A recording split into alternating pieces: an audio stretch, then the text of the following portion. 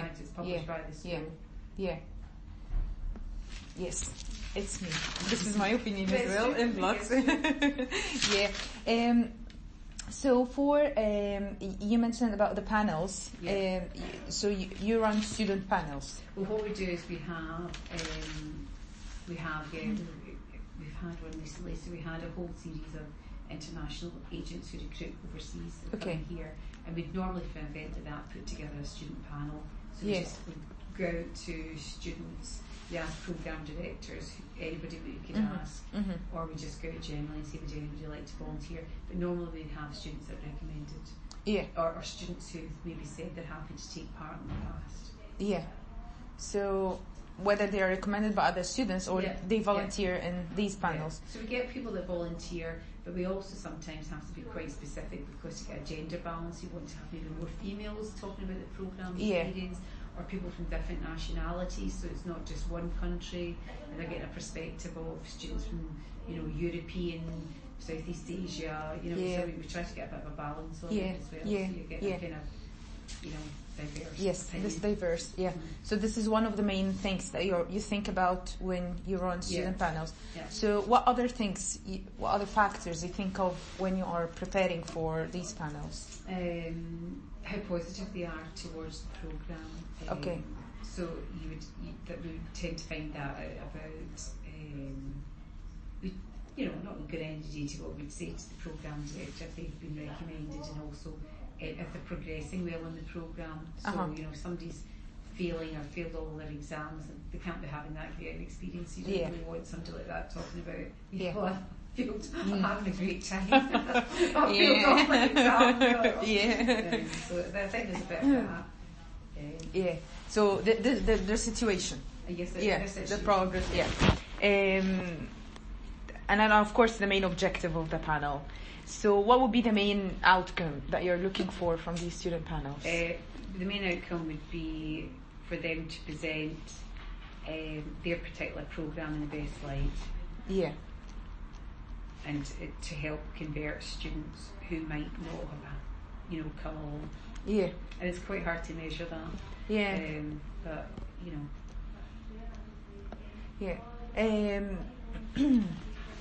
So how can so they present the program to whom? It can be a variety of ways. So we've done YouTube, where it goes out to all existing offer holders for particular programmes. So there's been a couple of panels we've done on YouTube.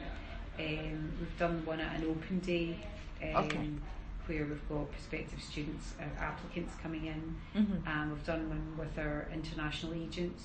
And that was quite a specific one because quite a few of the students had come through an agent. In fact, I think all of them, bar one, had come through an international agent, and it was, so it's specific questions about, their experience of coming through an agent. And the kind of things, so it's always teaching the agents what students are experiencing. They can then feed that back to other applicants. So, because when you told me student panels, I thought that it's like focus groups to hear the students, their insights, the problems, but actually it's like a presentation to audience. So these like focus groups, you run such focus groups? Yes. So what's the frequency of them? Probably a few per recruitment cycle, 3 or 4 per recruitment cycle. I think it's just a resource to film them and things like that. Do you call it focus groups or? No, we call them student panels. So student panels might be the objective of it, like to take feedback from students or to present to other audience. I got it. And also, I know that a lot of surveys are coming through the email, so you also use surveys feedback as well. So is this incentivized? Incentives? In terms of which ones? No, none of the ones we do are incentivized. No.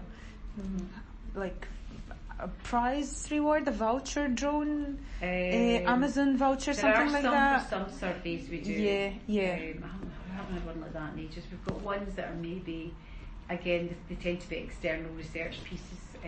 that they've been. We've done a few of those that got some kind of incentive. Yeah. Taking part in the student panel tends not to be incentivised. Yeah, it's something voluntary, something good for their experience and their CV. So the social media. Yes. Because I can see that Strath Business, the uni is coming strongly through the Instagram as well. So what is the main purpose of the Instagram engagement or the social media engagement? It's just really raising the profile in different places, different media sources. So we do, as well as we have Facebook presence, we also do paid for advertising through Facebook and things like that as well. And Instagram. The Instagram is really just awareness raising, so it's quite a slow process actually doing it, but it's just a kind of but it's interesting because what Instagram is doing is something related to engagement marketing, that they take the photos that the shots and they repost them with the name of the student. So they encourage all of us to take the best scene for the campus.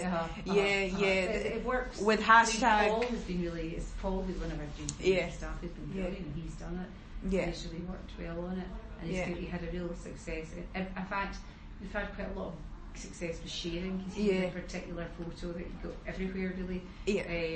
I think maybe we could do with building up the membership and things like that. And the same hashtag we are using everywhere on a story or a post. So they just wrote a post on Strath Business. If you are using this hashtag, we will go and see your photo and then repost it again. So it does encouraging. Build up. I know. And it's quite an easy way to build up that kind of engagement, and it's low cost. So it's just slightly resource intensive in some ways, but it's kind of low cost. Yeah. And I think Instagram's one of these things because it is, it's trendy. It is trendy now with photos and everything. So do you think about an engagement approach that you used and then you decided we're not going to do it anymore? This didn't came up with things we were looking for?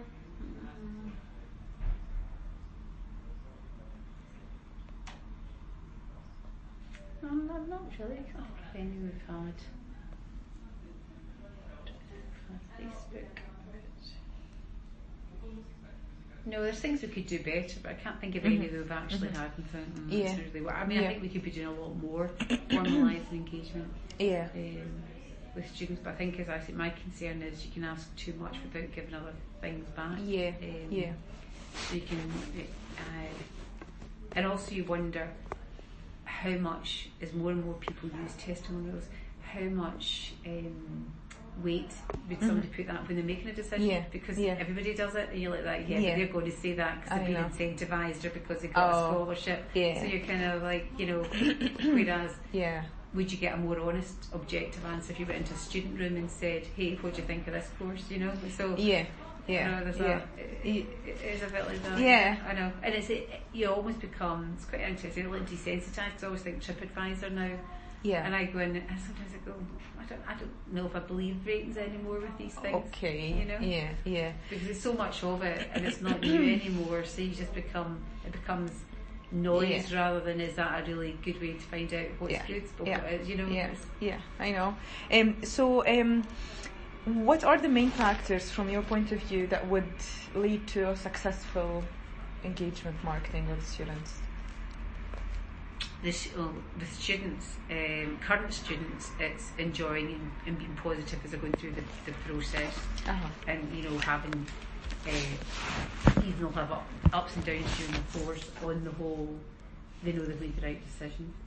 And with alumni, students who've had an experience, we've sometimes had students who've maybe moaned through the programme and not really enjoyed aspects of it, and but they've gone out at the end of it and got a really good job, and it completely transforms their vision of us. So we've had people who've maybe not been okay about the programme, not particularly happy about it, but once they've graduated, they've come back and got really a good job. So so I think they've had a good experience, and what result they get in terms of getting a good job, and they've seen its value for money, then that makes makes for a good starting point to engage with someone. Yeah.